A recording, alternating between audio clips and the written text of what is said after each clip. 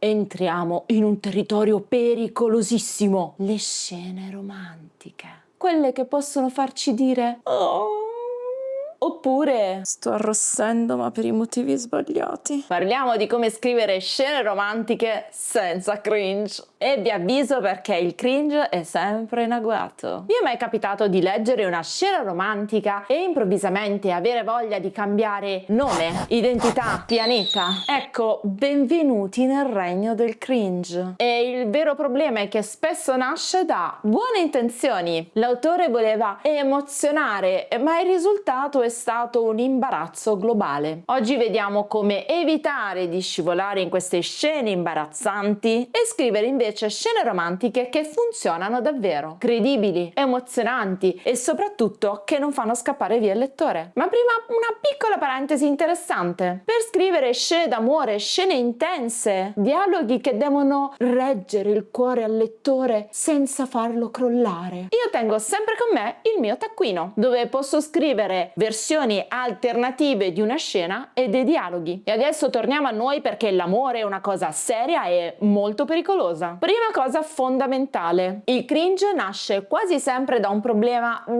preciso. Non è troppo romanticismo, è romanticismo non guadagnato. Cosa significa? Significa che i personaggi si dicono o si fanno cose troppo intense e troppo presto, senza che il lettore abbia avuto il tempo di sentirle meritate. Adesso vi faccio vedere la zona proibita, la scena romantica scritta male. Lei lo guardò, il tempo si fermò, il mondo scomparve, esistevano solo loro due. Sei la mia luce nel buio infinito del mio universo, disse lui. Lei tremò, una lacrima scese. Non aveva mai provato nulla di così vero.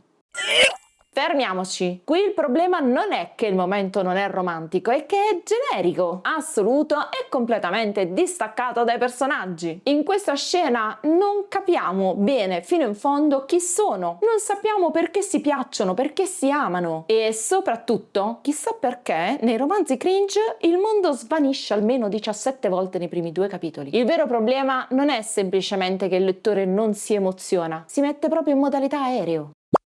Facciamo un altro esempio? Altro modello da evitare. Il dialogo da disimpegno teatrale scolastico. Ti amo, ma non possiamo. Perché? Perché il destino ci ha separati. Ma io sento che sei la mia anima gemella. Anche io. Non è romanticismo, è un algoritmo sentimentale. Perché definiamo queste scene un po' cringe? Per 3 motivi fondamentali. Primo, sono troppo dichiarative. I personaggi ci dicono esattamente quello che dovremmo sentire, ma senza farcelo sentire. Secondo, non c'è un contesto emotivo reale. Non vediamo conflitto, non vediamo storia, non vediamo la fragilità dei loro cuori. Terzo, sono perfette. E l'amore, nella narrativa soprattutto, e a volte anche nella realtà, perfetto, non lo è mai. Passiamo alla parte interessante. Come si scrive una scena romantica fatta bene? Regola numero 1. Il romanticismo funziona meglio quando è specifico. Non sei la mia luce nel buio, ma qualcosa che nasce dal profondo del personaggio. Un dettaglio, un gesto, un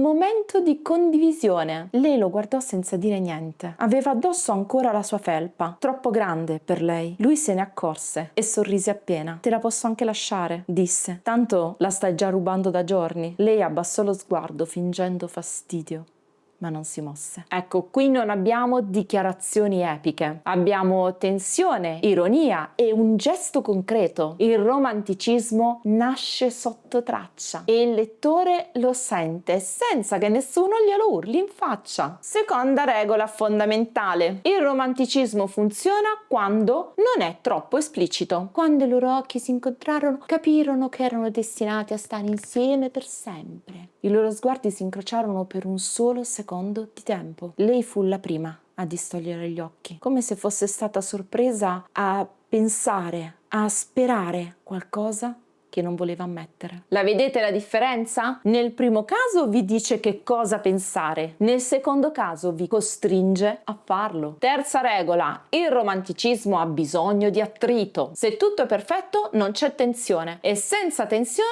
non c'è emozione. Non avevano mai litigato, si amavano alla perfezione, il loro amore era perfetto e puro.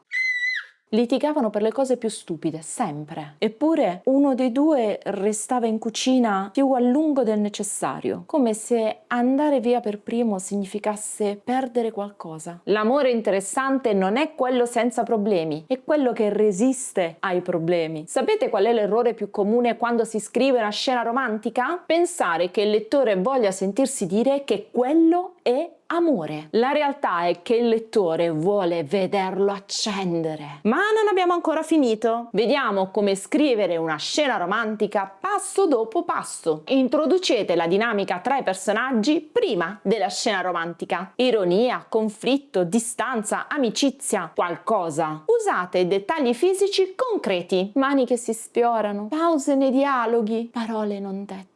Il romanticismo vive lì, non nei proclami. Lasciate spazio al non detto. Se i personaggi dicono tutto, il lettore non ha più nulla da immaginare. Il romanticismo ha bisogno di immaginazione. Vi lascio con un'ultima scena, la versione buona, quella che riassume l'intero video. Non sapeva perché fosse rimasto lì così a lungo. Aveva detto che sarebbe andato via 10 minuti prima e invece era ancora sulla soglia. Lei lo guardò senza parlare. Poi con mezzo sorriso gli disse: se devi dire qualcosa di importante, fallo in fretta.